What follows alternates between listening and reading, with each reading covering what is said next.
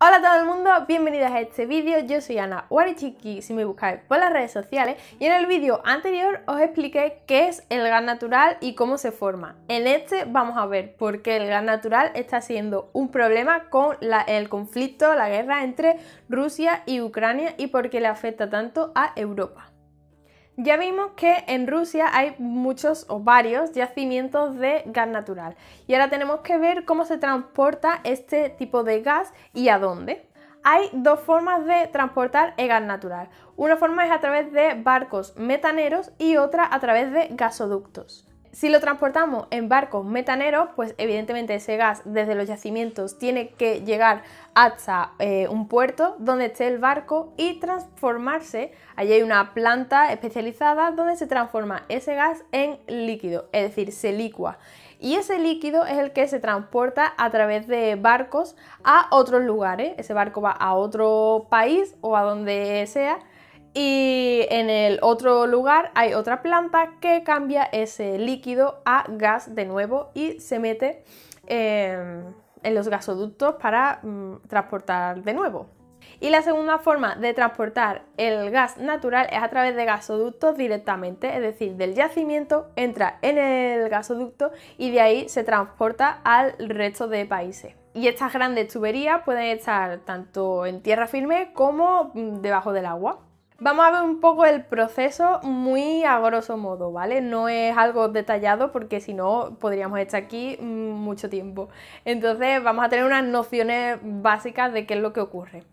En el yacimiento, cuando se extrae, se trata muy levemente este gas, ¿vale? Se le quitan ciertas impurezas e incluso se le añade ciertos químicos para que ese gas adquiera algún tipo de propiedades organolépticas que nos permita saber, por ejemplo, si hay fugas o no, ¿vale? Porque ese gas no tiene ningún olor específico, entonces se le añade un químico para que huela si hay una fuga. Y una vez que ha sido tratado levemente, si se va a transportar por gasoducto, se mete directamente en la tubería y ya está, eso se distribuye en estado gaseoso. Y si se va a transportar a través de barco, pues como he dicho antes, hay que licuarlo en una planta especializada. Los gasoductos tan largos, ¿vale? Porque hay algunos que son bastante largos, tienen estaciones intermedias y mucha vigilancia, ¿vale? Hay mucha gente trabajando en eso. El gas en esos gasoductos, en esas tuberías, viaja a muchísima presión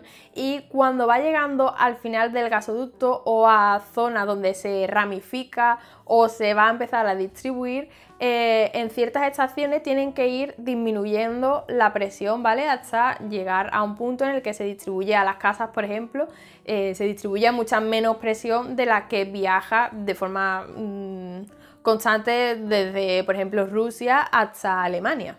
Y si hablamos de los barcos metaneros, cuando estos llegan a la zona donde se va a distribuir, ese gas licuado en estado líquido se regasifica, tiene que haber estaciones de regasificación en los otros países y de ahí pues se distribuye en tierra en estado gaseoso, como hemos visto antes. Como veis, es un proceso relativamente sencillo, pero difícil a la vez. Hay mucha vigilancia para que todo vaya bien y está todo bastante bien calculado. La mayoría de las veces no tenemos ni idea de cómo es esta distribución porque, por ejemplo, he encontrado esta página web que os la dejo por aquí también en la descripción del vídeo, que muestra cómo es la distribución del gas en España. Y es muy interesante ver este mapa porque no nos hacemos una idea de lo complicado y los entramados que hay dentro de un país solo.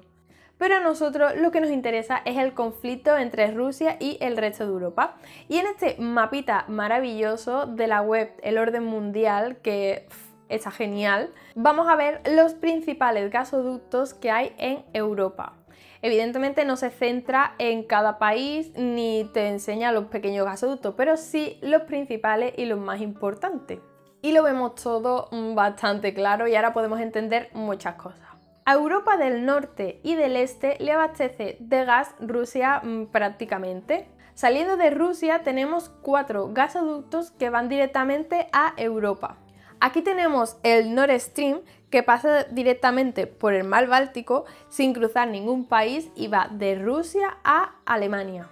Luego tenemos otro que pasa por Bielorrusia, ¿vale? Coger Rusia, Bielorrusia y de ahí empieza a distribuirse al resto de Europa y como sabemos Bielorrusia es aliada pues, de Rusia. Y luego tenemos dos gasoductos que pasan por Ucrania y ahí es donde está el conflicto.